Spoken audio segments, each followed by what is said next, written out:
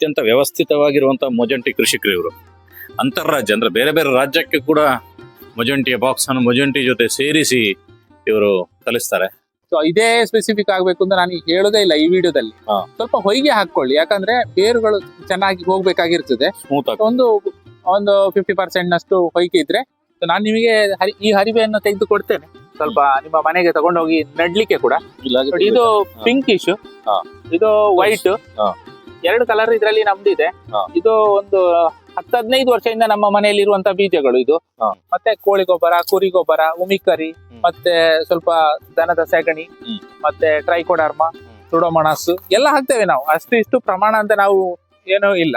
ಚೆನ್ನಾಗಿ ಬಂದಿದೆ ನೋಡಿ, ಟೊಮೆಟೊಗಳು ತುಂಬಾ ಚೆನ್ನಾಗಿ ಬಂದಿದೆ. ನಾವು ಇದು ಆರ್ಗ್ಯಾನಿಕ್ ಆಗಿ ಮಾಡಿದ್ದು, ಏನು ಇದಕ್ಕೆ ಕೆಮಿಕಲ್ಸ್ ಯಾವುದು ಕೂಡ ಹಾಕಿಲ್ಲ.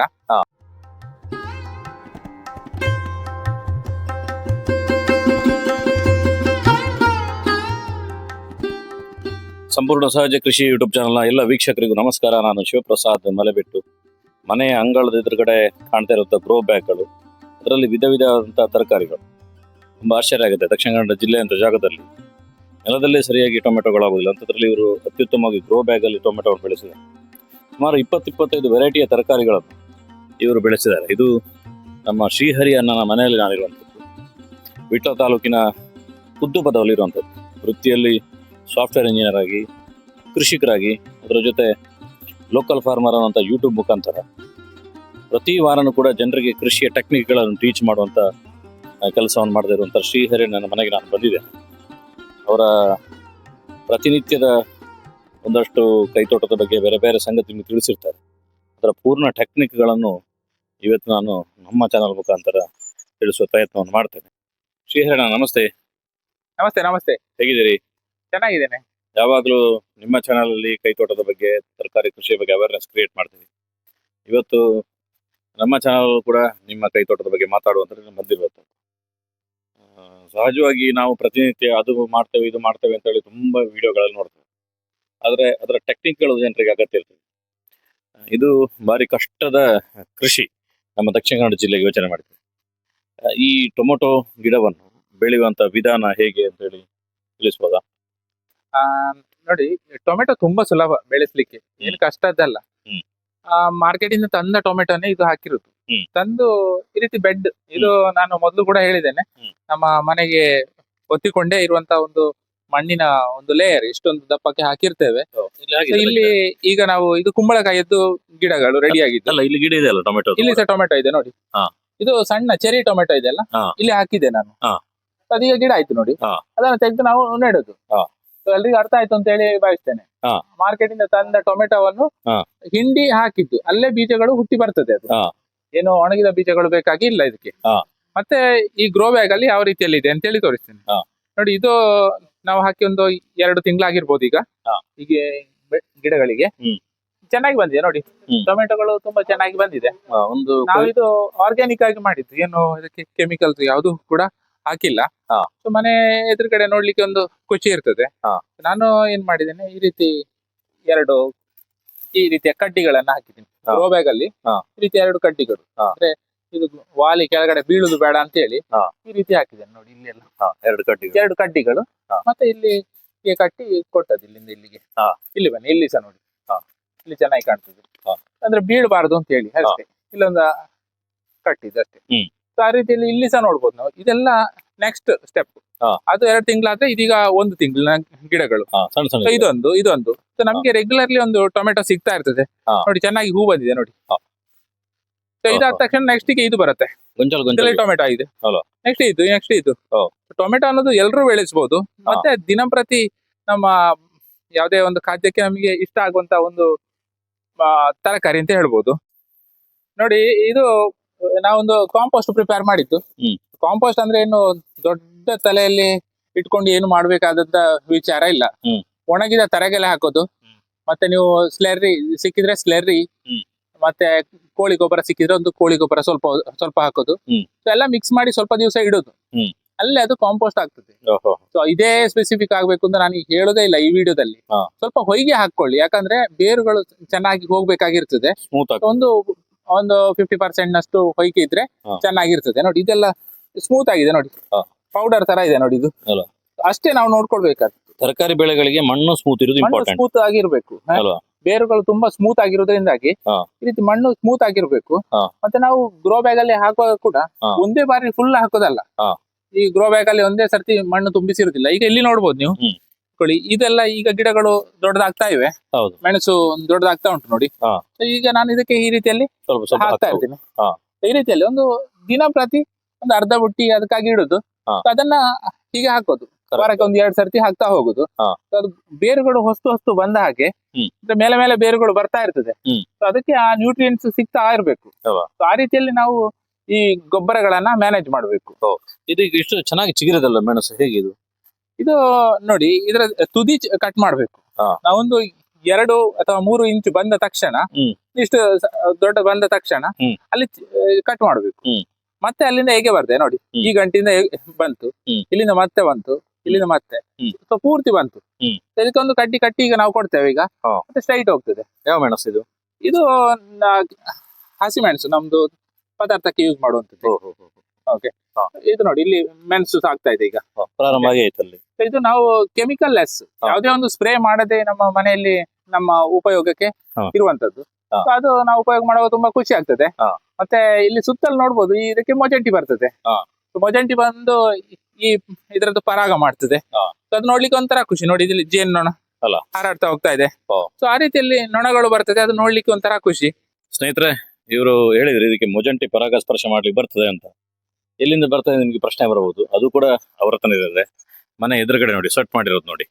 ಸೂಪರ್ ಆಗಿರುವಂತ ಬಾಕ್ಸ್ಗಳಲ್ಲಿ ಮೊಜಂಟಿಯನ್ನು ಸೆಟ್ ಮಾಡಿದ್ದಾರೆ.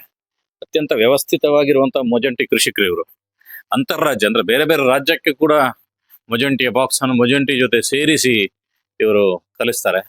ನಿಮ್ಗೆ ಯಾರಿಗಾದ್ರೂ ಮೊಜಂಟಿಯ ಬಾಕ್ಸ್ಗಳು ಬೇಕು ಅಂತ ಹೇಳಿದ್ರೆ ಒಂದೊಂದು 2 ಬಾಕ್ಸ್ ನೀವು ಇಟ್ಕೊಂಡ್ರೆ ಮನೆಗೆ ಬೇಕಾಗಿರುವಂತ ಶುದ್ಧ ಜೇನು. ನೀವು ಸೂಪರ್ ಮಾರ್ಕೆಟ್ ಅಲ್ಲಿ ಹೋಗಿ ಯಾವ್ದು ಶುದ್ಧ ಅಂತ ಹೇಳಿ ಬಾಟ್ಲಿನ ಅಲ್ಲಾಡಿಸ್ಕೊಂಡು ನಿಂತಿರ್ಬೇಕು ಅಂತಿಲ್ಲ. ನಿಮ್ಮ ಮನೆಯಲ್ಲಿ ಒಳ್ಳೆ ಶುದ್ಧ ಜೇನನ್ನು ಕೂಡ ರೆಡಿ ಮಾಡಬಹುದು. ಆ ರೀತಿಯ ವ್ಯವಸ್ಥೆಯು ಕೂಡ ಇರ್ತದೆ. ಅದಕ್ಕೆ ಪೂರಕವಾಗಿರುವಂತ ವ್ಯವಸ್ಥೆ ಅಂದ್ರೆ ಅಲ್ಲಿ ಮೊಜಂಟಿ ಇದೆ, ಇಲ್ಲಿ ತರಕಾರಿ ಗಿಡಗಳಿದೆ, ಸೂಪರ್ ಆಗಿ ಪರಾಗಸ್ಪರ್ಶ ಆಗುತ್ತೆ. ಆ ಕಾರಣಕ್ಕೋಸ್ಕರ ಈ ರೀತಿ ಗೊಂಚಲು ಟೊಮೆಟೊಗಳು ಆಗುತ್ತೆ. ನೋಡಿ, ಇದು ಮಳೆಗಾಲದ ಬದನೆ. ಹ್ಮ್. ಇಲ್ಲಿ ಸ್ವಲ್ಪ ಮಾಡಿದ್ದೇನೆ. ಹ್ಮ್. ಈಗ ಬದನೆ ಎಲ್ಲ ಮುಗ್ದಿದೆ. ಹಾ. ಜಸ್ಟ್ ಒಂದು ವಿಚಾರವನ್ನ ತಿಳಿಸೋಣ ಅಂತ ಹೇಳಿ. ಹಾ. So ಇದೊಂದು ನೈಲಾನ್ ಒಂದು ಶೀಟ್. ಇದು ಹಾ. ಮಾರ್ಕೆಟ್ ಅಲ್ಲಿ ಸಿಗ್ತದೆ. ಇದು ಹ್ಮ್. ತುಂಬಾ ಕಡಿಮೆ ಬೆಲೆಗೆ ಸಿಗ್ತದೆ. ಹ್ಮ್. ಸೊ ಇದನ್ನ ನಾವು ತರಕಾರಿ ಮಾಡುವಂತ ಜಾಗಿಯ ಸುತ್ತಲೂ ಕಟ್ತೇವೆ. ಹಾ. ಇದೇ ಸಂಜೆ ಆಗುವಾಗ ಈ ಕೀಟಗಳು ಸಾಮಾನ್ಯವಾಗಿ ತರಕಾರಿ ಗಿಡಗಳಿಗೆ ಬಂದು ಕೂತ್ಕೊಳ್ತವೆ. ಹಾ. ಸೊ ಒಂದು ಬಾರಿ ಈ ರೀತಿಯಲ್ಲಿ ನೀವು ಹಾಕಿಬಿಟ್ರೆ ಆ ತರಕಾರಿ ಗಿಡಗಳಿಗೆ ಬಂದು ಈ ಹುಳಗಳು ಕೂತ್ಕೊಂಡು ತಿನ್ನೋದು, ಆ ಎಲೆಗಳನ್ನ ಎಲ್ಲ ಕಡಿಮೆ ಆಗತ್ತೆ. ಓ. ಸೊ ಇದನ್ನ ನಾವೀಗ ಸದ್ಯಕ್ಕೆ ನಮ್ಮ ಹರಿವೆ ಇದೆ, ಹಾ. ಹರಿವೆಗೆ ಟ್ರಾನ್ಸ್ಫರ್ ಮಾಡ್ತೇವೆ. ನೋಡಿ, ಇದು ಏನು ಹರಿದು ಹೋಗುದಿಲ್ಲ. ಹಾ. ಇಲ್ಲಿಂದ ತೆಗಿತೇವೆ, ಇನ್ನೊಂದು ದಿಕ್ಕಿಗೆ ತಗೊಂಡೋಗಿ ಇನ್ನೊಂದು ದಿಕ್ಕಲ್ಲಿ ಹಾಕ್ತೇವೆ. ತುಂಬಾ ಚೆನ್ನಾಗಿದೆ. ಏನು ಮಳೆಗೆ ಕೂಡ ಏನಾಗುದಿಲ್ಲ, ಹಾಳಾಗುದಿಲ್ಲ. ಅಂದ್ರೆ ನಾವು ಚೆನ್ನಾಗಿ ಇಡ್ಬೇಕು.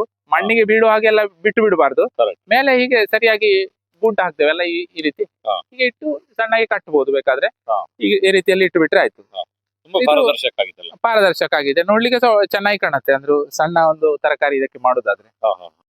ನೋಡಿ, ಇದು ಕಾಂಪೋಸ್ಟ್ ಮಾಡ್ಲಿಕ್ಕಿರುವಂತ ಒಂದು ಟರ್ಪಲ್. ಇದು ಹ್ಮ್. ಮಾರ್ಕೆಟ್ ಅಲ್ಲಿ ಇದೆಲ್ಲ ಸಹ ಸಿಗ್ತದೆ. ಹ್ಮ್. ಸೊ ಇದೆಲ್ಲ ಯಾಕೆ ಬೇಕು ಅಂತ ಹೇಳಿ ಕೆಲವರೆಲ್ಲ ಕೇಳ್ಬೋದು. ಇಷ್ಟೆಲ್ಲ ವ್ಯವಸ್ಥೆ ಬೇಕಾ ಅಂತ ಹೇಳಿ. ಹ್ಮ್.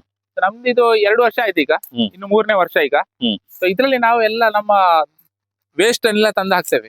ವೇಸ್ಟ್ ಅಂದ್ರೆ ಪ್ರೊಡಕ್ಟಿವ್ ಆಗಿ ಅದನ್ನ ನಾವು ನೆಕ್ಸ್ಟ್ ಗೆ ಉಪಯೋಗ ಮಾಡೋದು. ಹ್ಮ್. ನೋಡಿ, ಇಲ್ಲಿ ತರಕಾರಿ ಸಿಪ್ಪೆ ಸಹ ಹಾಕಿದ್ದೇವೆ ಸ್ವಲ್ಪ ಉಳಿದದ್ದು. ಹಾ. ಸೊ ಡ್ರೈ ವೇಸ್ಟ್ ಇಲ್ಲಿ ಹಾಕಿದ್ದೇವೆ. ಹಾ. ಸೊ ಇನ್ನಷ್ಟು ಇದಕ್ಕೆ ಈಗ ನಾವು ಸ್ಟಾರ್ಟ್ ಮಾಡ್ತೇವೆ. ಅಂದ್ರೆ ನಮಗೆ ಮಳೆಗಾಲಕ್ಕೆ ಇನ್ನು ಬೇಕಿದು. ಹ್ಮ್. ಸದ್ಯಕ್ಕೆ ಈಗ ಒಮ್ಮೆ ಇದೆಲ್ಲ ತೆಗೆದೆಲ್ಲ ಕಾಂಪೋಸ್ಟ್ ಎಲ್ಲ ರೆಡಿ ಮಾಡಿ ನಮ್ಮ ತರಕಾರಿ ಎಲ್ಲ ಹಾಕಿ ಆಯ್ತು. ಹ್ಮ್. ಇದನ್ನೆಲ್ಲ ಕ್ಲೀನ್ ಮಾಡಿ ಜಾಸ್ತಿ ಗಟ್ಟಿ ಇರುವಂತ ಕಸಗಳನ್ನ ಹೊರಗಡೆ ಹಾಕ್ತೇವೆ. ನೋಡಿ, ಈ ತರದನ್ನೆಲ್ಲ ನಾವು ಮತ್ತೆ ಹೆಕ್ಕಿ ತೆಗಿಲಿಕ್ಕೆ ಉಂಟು. ಹ್ಮ್. ಇದನ್ನೆಲ್ಲ ಹಾಕಿಕ್ಕೆ ಇಲ್ಲ. ಹ್ಮ್. ಬರೇ ತರಗಲೆ, ಈ ರೀತಿ ತರಗಲೆ ಹಾಕ್ತೇವೆ. ಹ್ಮ್. ಮತ್ತೆ ಕೋಳಿ ಗೊಬ್ಬರ, ಕುರಿ ಗೊಬ್ಬರ, ಉಮಿಕರಿ, ಹ್ಮ್. ಮತ್ತೆ ಸ್ವಲ್ಪ ದನದ ಸೆಗಣಿ, ಹ್ಮ್. ಮತ್ತೆ ಟ್ರೈಕೋಡರ್ಮ, ಹ್ಮ್. ಸುಡೋಮಣಸ್ಸು ಎಲ್ಲ ಹಾಕ್ತೇವೆ ನಾವು. ಅಷ್ಟು ಇಷ್ಟು ಪ್ರಮಾಣ ಅಂತ ನಾವು ಏನೂ ಇಲ್ಲ, ಒಂದು ಹಾಕಿ ಬಿಡ್ತೇವೆ ನಾವು. ಎಲ್ಲ ಏನ್ ಹೇಳ್ತಾರೆ, ಜೀವಾಣುಗಳು ಅದರಲ್ಲಿ ಉತ್ಪತ್ತಿಯಾಗಿ ಕಾಂಪೋಸ್ಟ್ ಆಗ್ಬೇಕು ಅಷ್ಟೇ. ಮೈನ್ ಉದ್ದೇಶ ಕಾಂಪೋಸ್ಟ್ ಹಾಕುದು. ಲೆಕ್ಕಾಚಾರ ಅಷ್ಟು ನಾನೇನು ಅದರ ಬಗ್ಗೆ ಯೋಚನೆ ಮಾಡಿಲ್ಲ. ಮತ್ತೆ ಬೂದಿ ಕೂಡ ಹಾಕ್ತೇವೆ ನಾವು. ಎಲ್ಲ ಹಾಕಿ ಇಟ್ಟಿರ್ತೇವೆ. ಒಂದು 3 ರಿಂದ 4 ತಿಂಗಳು ಬೇಕು. ಚೆನ್ನಾಗಿ ಇದಾಗತ್ತೆ. ಸೊ ಆ ರೀತಿಯಲ್ಲಿ ನಾವು ಮತ್ತೆ ನಮ್ಮ ತರಕಾರಿಗಳಿಗೆಲ್ಲ ಉಪಯೋಗ ಮಾಡ್ಲಿಕ್ಕೆ ಆಗ್ತದೆ. ತುಂಬಾ ಸಣ್ಣದಿದೆ ಇದು, ದೊಡ್ಡದಿಲ್ಲ. ಹಾಗಂತ ಬಿಟ್ಟು ತುಂಬಾ ನಮ್ಮ ವೇಸ್ಟ್ ಗಳನ್ನ ಇದಕ್ಕೆ ಹಾಕಿಕ್ಕೆ ಆಗ್ತದೆ. ನಮ್ಗೆ ಬೇಕಾದಾಗೆ ಆ ಹುಡಿಯಾದದನ್ನ ತೆಗೆದು ಹಾಕ್ತಾ ಇರೋದು ಹೊರಗಡೆ. ಸೊ ಇದು ಯಾಕೆ ಆಗಿದೆ ಅಂತ ಹೇಳಿ, ಕೆಲವು ಸರ್ತಿ ಹೊರಗಡೆ ಹಾಕಿದ್ರೆ ಏನಾಗತ್ತೆ, ಆ ಮಾಯಿಶ್ಚರ್ ಏನು ಅದು ಒಳಗಡೆ ಬೇಕು, ಅದು ಸ್ವಲ್ಪ ಒಳಗಡೆ ತುಂಬಿಸಿರ್ಬೇಕು. ಇದು ಟರ್ಪಲ್ ತರ ಈ ತರ ಮುಚ್ಚಿರ್ಬೇಕು, ಆಗ್ಲೇ ಅದು ಚೆನ್ನಾಗಿ ಹುಡಿ ಆಗುದು. ಇದಕ್ಕೆ ಸಹ ಇದಿದೆ ನೋಡಿ, ಏರ್ ಲೇಯರ್ ಇದೆ ಇಲ್ಲಿ. ಸೊ ಈ ರೀತಿ ಏರ್ ಲೇಯರ್ ಇರುವುದರಿಂದಾಗಿ ಸರ್ಕ್ಯುಲೇಷನ್ ಆಗ್ತದೆ, ಗಾಳಿ ಒಳಗಡೆ ಹೋಗ್ತದೆ ಅದಕ್ಕೆ. ನೋಡಿ ಇದು ನಮ್ಮ ಒಂದು ಹರಿವೆ, ನಮ್ಮಲ್ಲಿರುವಂತಹ ಹರಿವೆ. ಸೊ ನಾನು ನಿಮಗೆ ಈ ಹರಿವೆಯನ್ನು ತೆಗೆದು ಕೊಡ್ತೇನೆ, ಸ್ವಲ್ಪ ನಿಮ್ಮ ಮನೆಗೆ ತಗೊಂಡೋಗಿ ನಡ್ಲಿಕ್ಕೆ ಕೂಡ. ನೋಡಿ ಇದು ಪಿಂಕಿಶ್, ಇದು ವೈಟ್, ಎರಡು ಕಲರ್ ಇದರಲ್ಲಿ ನಮ್ದಿದೆ. ಇದು ಒಂದು 10-15 ವರ್ಷದಿಂದ ನಮ್ಮ ಮನೆಯಲ್ಲಿ ಇರುವಂತಹ ಬೀಜಗಳು. ಇದು ಇದರ ವೈಶಿಷ್ಟ್ಯತೆ ಏನಂದ್ರೆ, ಇದು ತಿನ್ಲಿಕ್ಕೆ ತುಂಬಾ ಸ್ವೀಟ್ ತರ ಇರತ್ತೆ. ಒಂಥರ ಪದಾರ್ಥ ಮಾಡಿದ್ರೆ ಒಳ್ಳೇದು. ದಂಟು ಇಷ್ಟು ದಪ್ಪ ಆದ್ರೆ ಕೂಡ ಅದನ್ನ ನಾವು ಪಲ್ಯ ಮಾಡಿ ಉಪಯೋಗ ಮಾಡುವಾಗೆ ಇರ್ತದೆ. ನಮ್ಮಲ್ಲಿ ನಾವು ದಿನಂಪ್ರತಿ ಇದನ್ನ ಉಪಯೋಗ ಮಾಡ್ತಾ ಇರ್ತೇವೆ. ಈ ರೀತಿ ತಗೊಂಡೋಗಿ ನೀವು ನಡ್ಬಹುದು. ಗ್ರೋ ಬ್ಯಾಗ್ ಅಲ್ಲಿ ಹಾಕಿ ನಟ್ರೆ ಚೆನ್ನಾಗಿರತ್ತೆ, ಚೆನ್ನಾಗಿ ಬರುತ್ತೆ ಕೂಡ. ಇದು ಅಗೇನ್ ಸೇಮ್, ನಾನು ಆಗ ಏನ್ ಹೇಳಿದೆ ಸೇಮ್ ಮೆಥಡ್ ಇದ್ರಲ್ಲಿ. ನಾವು ಇದನ್ನ ಚೆನ್ನಾಗಿ ಬೆಡ್ ಮಾಡಬೇಕು. ಒಂದು ಫೀಟ್ ಆಗುವಷ್ಟು ಬೆಡ್ ಇದರಲ್ಲಿ ಹಾಕಿದ್ದೇವೆ. ಬೇರುಗಳು ಚೆನ್ನಾಗಿ ಹೋಗ್ಬೇಕು ಇದರಲ್ಲಿ. ಬೇರುಗಳು ಚೆನ್ನಾಗಿ ಹೋಗುವಾಗ ಇದ್ರೆ ಚೆನ್ನಾಗಿ ಹೋಗುತ್ತೆ. ನೋಡಿ ಇದರಲ್ಲಿ ಬೇರು ಎಷ್ಟು ಚೆನ್ನಾಗಿ ಇಳಿದಿದೆ ನೋಡಿ, ಇಷ್ಟು ಹಿಡಿದಿದೆ. ಆರಾಮ್ಸೆ ಕೆಳಗಡೆ ಹೋಗ್ತಾ ಇದೆ. ಅಂದ್ರೆ 1 ಫೀಟ್ ಅಷ್ಟು ಈ ಬೇರುಗಳು ಹೋಗುವ ಹಾಗೆ ಇದ್ರೆ ಚೆನ್ನಾಗಿ ಬರುತ್ತೆ. ಇದಕ್ಕೆ ನಾವು ಕೋಳಿ ಗೊಬ್ಬರ, ಕುರಿ ಗೊಬ್ಬರ, ಸ್ವಲ್ಪ ಭೂಮಿ ಕರಿ ಸಹ ಹಾಕಿದ್ದೇವೆ. ಇದಕ್ಕೆ ಎಲ್ಲ ಹಾಕಿ ಅದರಲ್ಲಿ ಕಾಂಪೋಸ್ಟ್ ಮಾಡಿದ್ದೇವೇನು, ಅದನ್ನು ತಂದು ಇಲ್ಲಿ ಹಾಕಿದ್ದೇವೆ. ಸ್ವಲ್ಪ ಹೊಯ್ಗೆ ಹಾಕಿದ್ದೇವೆ ಅದರಲ್ಲಿ, ಎಲ್ಲ ಮಿಕ್ಸ್ ಮಾಡಿ ಇಟ್ಬಿಡುದು. ನೋಡಿ ಇದರಲ್ಲಿ ಟೊಮೆಟೊ ಗಿಡಗಳು ಹುಟ್ಟಿ ಬರ್ತಾ ಉಂಟು, ಮಿಕ್ಸ್ ಆದದ್ದು. ಇದನ್ನು ತೆಗೆಯುದು, ಬೇಕಾದಲ್ಲಿ ಕೊಂಡೋಗಿ ನಡುದು. ಇದನ್ನು ನೋಡಿ ಎತ್ತಿ ತೆಗ್ದಾಯ್ತು. ಇದು ನಿಮಗೆ, ನಮ್ಗೆ ಈಗ ಅವಶ್ಯಕತೆ ಇಲ್ಲ ಇದರಲ್ಲಿ. ಇದೆಲ್ಲ ನಿಮಗೆ ನೋಡಿ, ಎಲ್ಲ ಈ ರೀತಿ ಬೇಕಾದ ಸಣ್ಣ ಬೀಜಗಳನ್ನು ಸಹ ಇದರಲ್ಲಿ ಮಿಕ್ಸ್ ಮಾಡಿ ಹಾಕಿರ್ತೇವೆ. ಹುಟ್ಟಿ ಬಂದಾಗಿ ಅದನ್ನ ತೆಗೆಯುದು, ಬೇಕಾದವರಿಗೆ ಕೊಡುದು ಅಷ್ಟೇ. ಈ ರೀತಿ ಒಂದು ಸೇವಾ ಕಾರ್ಯ ನಿಮ್ದಿದೆಯಲ್ಲ ಅಷ್ಟೇ. ಇದು ಬೇಕಾದವರಿಗೆ ತಗೊಂಡು ಹೋಗ್ತಾರೆ. ಜನರಿಗೆ ಒಂದು ಉತ್ತೇಜನ ಮಾಡೋ ಕೆಲಸ ನೀವು ಮಾಡ್ತಿದ್ರಿ. ಅದು ನಮಗೆ ಅದು ಒಂದು ಸಣ್ಣ ಕೆಲಸ ಅಷ್ಟೇ. ಬೀಜಗಳು ಹಾಕುದು ದೊಡ್ಡ ಏನು ಕೆಲಸ ಅಲ್ಲ ಅದು. ಅದ್ರ ಒಟ್ಟಿಗೆ ಇದೊಂದು 2 ಬೀಜಗಳು ಇರ್ತದೆ ಅಷ್ಟೇ. ತುಂಬಾ ಚೆನ್ನಾಗಿದೆ, ಟೇಸ್ಟ್ ಅಂತೂ ಇದರದ್ದು ತುಂಬಾ ಚೆನ್ನಾಗಿರುತ್ತೆ. ಮತ್ತೆ ಮನೆಯಲ್ಲಿ ಎಲ್ಲರೂ ಕೂಡ ಮಾಡ್ಬೋದು ಅಂತ ಒಂದು ಸುಲಭದ ತರಕಾರಿ ಅಂತ ಹೇಳ್ಬೋದು ಇದು ಹರಿವೆ ಮಾಡೋದು. ಮಾತ್ರ ಮಣ್ಣು ಪ್ರಿಪರೇಷನ್ ವೆರಿ ವೆರಿ ಇಂಪಾರ್ಟೆಂಟ್. ಮಣ್ಣು ನೀವು ಎಷ್ಟು ಚೆನ್ನಾಗಿ ಮಾಡ್ತೀರಾ ಅಷ್ಟು ಚೆನ್ನಾಗಿರುವಂತ ಈ ಹರಿವೆಗಳು ಬರ್ತದೆ. ಮತ್ತೊಂದು ವಿಚಾರ ಮುಖ್ಯವಾದದ್ದು ನಾನು ಹೇಳ್ಬೇಕು ಇದರಲ್ಲಿ, ಬೀಜಗಳನ್ನು ಹಾಕುದು ಹೇಗೆ ಅಂತ ಹೇಳಿ. ಕೆಲವರಿಗೆ ಅದು ಬೀಜ ಹಾಕುದು ಅಷ್ಟು ಗೊತ್ತಿಲ್ಲ ಅಂತಲೇ ಹೇಳ್ತೇನೆ ನಾನು. ಬೀಜ ತಗೊಳ್ತಾರೆ, ಹೀಗೆ ಹಾಕಿ ಬಿಡ್ತಾರೆ. ಹಾಗೆ ಅಲ್ಲ, ಒಂದು ಬಟ್ಟಿಯಲ್ಲಿ ಮಣ್ಣು ತಗೊಳ್ಳಿ, ಒಂದು ಅರ್ಧ ಬಟ್ಟಿಯಷ್ಟು ತಗೊಳ್ಳಿ, ಹೊಯ್ಗೆ ಹಾಕಿ ಅಥವಾ ಕಾಂಪೋಸ್ಟ್ ಸ್ವಲ್ಪ ಹಾಕಿ ಚೆನ್ನಾಗಿ ಮಿಕ್ಸ್ ಮಾಡಿ, ಹೀಗೆ ಮಿಕ್ಸ್ ಮಾಡಿ, ಚೆನ್ನಾಗಿ ಮಿಕ್ಸ್ ಮಾಡಿ ಹೀಗೆ ಹಾಕ್ಬೇಕು, ಹೀಗೆ ಪಸರಿಸ್ಬೇಕು. ಈಗ ಇಲ್ಲಿ ನೋಡಿ, ಇಷ್ಟು ಜಾಗೆಯಲ್ಲಿ ಹರಿವೆ ಇದೆ, ಎಲ್ಲ ದಿಕ್ಕಲ್ಲೂ ಸಹ ನೀವು ಹರಿವೆ ನೋಡ್ಬೋದು. ಒಂದೇ ರೀತಿ ಇದೆ, ಯಾಕಂದ್ರೆ ನಾವು ಅಷ್ಟು ಚೆನ್ನಾಗಿ ಮಿಕ್ಸ್ ಮಾಡಿ ಇದರಲ್ಲಿ ಹಾಕಿದ್ದು. ಇದು ತುಂಬಾ ಮುಖ್ಯ. ಯಾಕಂದ್ರೆ ಈ ಬೀಜಗಳು ಸಣ್ಣಗಿರ್ತದೆ, ಆ ಬೀಜಗಳು ಪಸರಿಸಿ ಬೀಳ್ಬೇಕು, ಈ ರೀತಿಯಲ್ಲಿ ಬೀಳ್ಬೇಕು. ಎಷ್ಟು ದೊಡ್ಡ ಬೆಡ್ ಇದ್ರೂ ಹಾಕುವಂತ ಸಿಸ್ಟಮ್ ಅದೇ. ಸ್ವಲ್ಪ ಜಾಸ್ತಿ ಮಣ್ಣು ತಗೊಳ್ಳಿ, ಏನಾಗುದಿಲ್ಲ. ಅರ್ಧ ಬಟ್ಟಿ ಮಣ್ಣು ಇರ್ಲಿ, ಗೊಬ್ಬರ ಇರ್ಲಿ, ಅದನ್ನ ಮತ್ತೆ ಪಸರಿಸ್ಬೇಕು ಹೀಗೆ. ಇಲ್ಲ, ಮತ್ತೆ ನಾವು ಒಂದು ವಾರಕ್ಕೆ ಒಂದು ಸಲ ಸ್ವಲ್ಪ ಮತ್ತೆ ಮಣ್ಣನ್ನು ಹಾಕ್ತಾ ಇರ್ತೇವೆ. ಇರುವೆ ನಂಗೆ ಈಗ ಸದ್ಯಕ್ಕೆ ಅಂತೂ ಇದಕ್ಕೆ ಇರುವೆ ಎಂತದ್ದು ಬಂದದ್ದು ಇಲ್ಲ ಇದಕ್ಕೆ. ನಮ್ಮ ಇದರಲ್ಲಿ ಬಂದ್ರೆ ಕೂಡ ನಾನು ಏನು ಅದಕ್ಕೆ ಬೇರೆ ಏನು ಸ್ಪೆಷಲ್ ಆಗಿ ಯಾವ್ದನ್ನು ಉಪಯೋಗ ಮಾಡಿಲ್ಲ. ನಾನು ಕೆಮಿಕಲ್ಸ್ ಯಾವ್ದನ್ನು ಸಹ ಇದಕ್ಕೆ ಉಪಯೋಗ ಮಾಡಿಲ್ಲ, ಇದು ಬಂದಿಲ್ಲ ನಂಗೆ. ನೋಡಿ ಇಲ್ಲೆಲ್ಲ ಹಸಿರು ಇದ್ರದ್ದೇ ತಗೊಂಡಿದ್ದೇನೆ ನಾನು ಮಾರ್ಕೆಟ್ ಇಂದ. ಒಂದು 25 ರೂಪಾಯಿ ಖರ್ಚಾದ್ರೂ ನೋಡ್ಲಿಕ್ಕೆ ಒಂದು ಚೆನ್ನಾಗಿರುತ್ತೆ ಅಂತ ಹೇಳಿ. ಇಲ್ಲ ಗೋಣಿಯನ್ನು ಸಹ ಉಪಯೋಗ ಮಾಡಬಹುದು. ಇದೊಂದು 4-5 ವರ್ಷಕ್ಕೆ ತೊಂದರೆ ಇಲ್ಲ. ಒಳ್ಳೆ ಕ್ವಾಲಿಟಿಯದ್ದೇ ನಾವು ತಗೊಂಡಿರ್ತೇವೆ. ಈ ರೀತಿಯ ಒಳ್ಳೆ ಕ್ವಾಲಿಟಿಯದ್ದು ತಗೊಂಡ್ರೆ ನಿಮ್ಗೆ ಒಳ್ಳೇದು, ತುಂಬಾ ಬಾಳಿಕೆ ಬರ್ತದೆ. ಮತ್ತೆ ಬೀಜಗಳನ್ನು ಯಾವ ರೀತಿ ಸಂಸ್ಕರಣೆ ಮಾಡೋದು ಇದ್ರ ಬಗ್ಗೆ ಹೇಳ್ತೇನೆ. ನೋಡಿ ಇದೊಂದು ಚೆನ್ನಾಗಿ ಬೆಳೆದಂತ ದಂಡು, ಇದು ಪದಾರ್ಥಕ್ಕೆ ತೆಗಿತೇವೆ. ಅದರಿಂದ ಮೊದಲು ಬೀಜಗಳು ಇದು ಒಣಗಿದ ಹಾಗೆ ಇಲ್ಲಿಂದ ತೆಗಿತಾ ಇರ್ತೇವೆ. ಇದೀಗ ಬೀಜಗಳು ಒಣಗಲಿಕ್ಕೆ ಇನ್ನು ಸ್ಟಾರ್ಟ್ ಆಗ್ಬೇಕಷ್ಟೇ. ಚೆನ್ನಾಗಿ ಒಣಗಿದಾಗ ಈ ಬೀಜಗಳನ್ನು ಹೀಗೆ ತೆಗಿತೇವೆ. ಹೀಗೆ ಬೀಜಗಳನ್ನ ತೆಗೆಯುದು. ಹ್ಮ್. ಎಲ್ಲ ಬೀಜಗಳನ್ನ ತೆಗೆದು ಹ್ಮ್. ನಾವು ಒಂದು ಪ್ಲೇಟ್ ಅಲ್ಲಿ ಹಾಕ್ತೇವೆ. ಹ್ಮ್. ಎಲ್ಲ ಪ್ಲೇಟ್ ಅಲ್ಲಿ ಹಾಕಿ ಒಣಗಿಸ್ತೇವೆ. ಅಷ್ಟೇ, ಬೇರೆ ಏನಿಲ್ಲ. ಬೀಜ ಸಂಗ್ರಹಣೆ ಅಂದ್ರೆ ಅಷ್ಟೇ, ನಾವು ನೋಡ್ತಾ ಇರ್ಬೇಕು. ಗ್ರೋ ಬ್ಯಾಗ್ ಒಳ್ಳೆ ಉಪಯೋಗ ಆಗುತ್ತೆ ನಿಮ್ಗೆ ಅದು. ಹೌದೌದು, ಗ್ರೋ ಬ್ಯಾಗ್ ಅಲ್ಲಿ ಇಟ್ರೆ ನಮಗೆ ಆ ಕಡೆ ಈ ಕಡೆ ಇಡ್ಲಿಕ್ಕೆ ಆಗ್ತದೆ. ಈಗ ಸ್ವಲ್ಪ ಬಿಸಿಲು ಬೇಕು ನಮಗೆ ಈ ಗಿಡಗಳಿಗೆ ಅಂತ ಹೇಳಿ ನಮಗೆ ಅನಿಸುವಾಗ ಹಾ. ನಾವು ಆ ಕಡೆ ಮೂವ್ ಮಾಡ್ತೇವೆ. ಹಾ. ಬಿಸಿಲು ಬೇಡ ಅಂತ ತಕ್ಷಣ ಈ ಕಡೆ ಮಾಡ್ತೇವೆ. ಹಾ. 2 ದಿವಸ ನಮಗೆ ನೀರಿನದ್ದು ಏನಾದ್ರು ಸಮಸ್ಯೆ ಆಯ್ತಾ ಈ ಕಡೆ ಇಟ್ಟು ಬಿಡ್ತೇವೆ. ಹಾ. ಎಲ್ಲಿ ಬೇಕಾದ್ರೆ ಮೂವ್ ಮಾಡುವಾಗೆ ಇರ್ತದೆ ನಮ್ಗೆ ಈ ಗ್ರೋ ಬ್ಯಾಗ್ ಅಲ್ಲಿ ಮಾಡಿದ್ರೆ. ಹಾ. ಗ್ರೋ ಬ್ಯಾಗ್ ತುಂಬಾ ಒಂದು ಸುಲಭ ವಿಧಾನ ಈ ತರಕಾರಿ ಬೆಳೆಸುವವರಿಗೆಲ್ಲ. ನೋಡಿ ಸ್ನೇಹಿತರೆ, ಹಲವಾರು ವಿಧದ ತರಕಾರಿಯ ಬಗ್ಗೆ ವಿವರಿಸಲಿಕ್ಕಿತ್ತು, ಆದ್ರೆ ಸಮಯದ ಅಭಾವ. ಆ ಕಾರಣಕ್ಕೋಸ್ಕರ ಕೆಲವು ತರಕಾರಿಯ ಬಗ್ಗೆ ಟೆಕ್ನಿಕ್ ಗಳನ್ನ ತೋರಿಸಿದ್ದೇವೆ. ಸೂಪರ್ ಆಗಿರೋ ಮಾಹಿತಿ ಕೊಟ್ಟಿದ್ದೀವಿ ಸರ್, ಧನ್ಯವಾದಗಳು. Thank you. ಇವರು ನನ್ನ ವೈಫು ರಮ್ಯಾ, ಅವ್ರು ನಮ್ಮ ಅತ್ತೆ. ಇವಳು ನನ್ನ ಮಗಳು ಜಾಹ್ನವಿ, ಎಷ್ಟನೇ ಕ್ಲಾಸು? ವೇದಾಂತ, ಇವಳು 5ನೇ ಕ್ಲಾಸು. ಇವ ಈಗ ಅಂಗನವಾಡಿ ಹೋಗ್ತಾ ಇದ್ದಾನೆ. ಹಾ. ತುಂಬಾ ಕೆಲಸ ಮಾಡ್ತಾನೆ ಇವನು ಸಹ. ಅಲ್ಲ. ಈ ತೋಟಕ್ಕೆ ಹೋಗೋದು, ಅಡಿಕೆ ಹಾಕೋದು ಭಾರಿ ಇಷ್ಟ ಇವನಿಗೆ. ಹೌದಲ್ಲ? ಹಾಗೆ ಆ ಮಕ್ಕಳು ತೋಟದಲ್ಲೆಲ್ಲ ಸ್ನಾನ ಮಾಡ್ತಾರ? ಅದರಲ್ಲಿ ಸ್ನಾನ ಮಾಡೋದು ಎಲ್ಲ ಮಾಡ್ತಾರೆ, ಆಡುದು ಎಲ್ಲ. ಅಂದ್ರೆ ನೋಡ್ಲಿಕ್ಕೆ ಒಂಥರ ಖುಷಿ. ಅಲ್ಲ. So ನಾವೆಲ್ಲ ಸೇರ್ಕೊಂಡು ಈ ತರಕಾರಿದೆಲ್ಲ ಕೆಲಸಗಳನ್ನ ಮಾಡೋದು. ನೀವಿಲ್ಲಿ ಬಂದು ನಮ್ಮ ಈ ಕೃಷಿ ಚಟುವಟಿಕೆಗಳನ್ನ ಸಣ್ಣದನ್ನ ಇನ್ನಷ್ಟು ಜನರಿಗೆ ಹೇಳ್ತಾ ಇದ್ರೆ ಅದು ನಮ್ಗೆ ತುಂಬಾ ಖುಷಿ. ನಿಮ್ಮ ಚಾನೆಲ್ ಕೂಡ ಇನ್ನಷ್ಟು ಜನರಿಗೆ ಮುಟ್ಟುವಾಗೆ ಆಗ್ಲಿ, ಸಂಪೂರ್ಣ ಸಹಜ ಕೃಷಿ ಅನ್ನೋದು ಎಲ್ಲರಿಗೆ ತಲುಪುವಂತೆ ಆಗ್ಲಿ. ನಮ್ಮ ಆಹಾರ ಬದ್ಧತೆ ಅಂತ ಹೇಳ್ತೇವೆ, ನಮ್ಮ ಆಹಾರದಲ್ಲಿ 1% ಆದ್ರೂ ನಾವೇ ಉತ್ಪತ್ತಿ ಮಾಡಬೇಕು, ಆಗ್ಲೇ ನಾವು ಸಮೃದ್ಧರಾಗ್ತೇವೆ ಅಂತ ಹೇಳಿ ನನ್ನ ಅನಿಸಿಕೆ. Thank you sir.